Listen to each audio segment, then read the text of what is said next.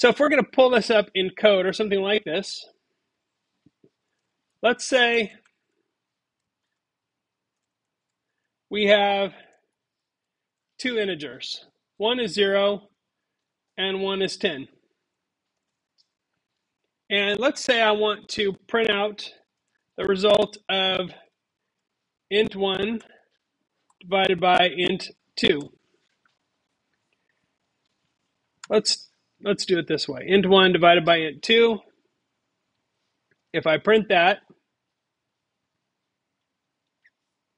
it's going to give me 0.2, right? Because 2/10, right?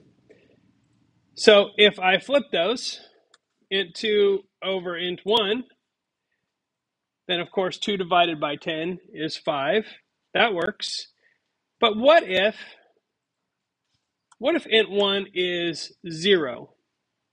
If int 1 is 0, can I divide by 0? No, that's by definition an error. And if I do that, I get 0 division error, right? Division by 0. So if I wanted to do a look before I leap example here,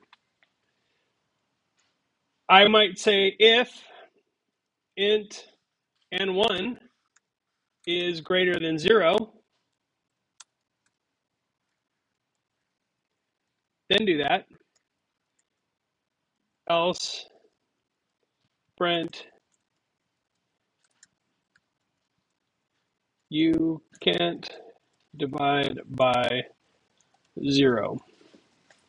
Okay, so then I'm catching that error. And if it's not 0, then it does the math. That's look before I leap. If I want to handle that a different way, I can use try and catch or try and accept, try, accept. And what this does is this actually generates an error and it catches it. So when I say try, it's like, hey, let's just try it out and see what happens. If it works, great. If not, then we have a backup plan. Okay? I can't divide by 0, but if it's not 0, then it doesn't produce an error and it works fine. So,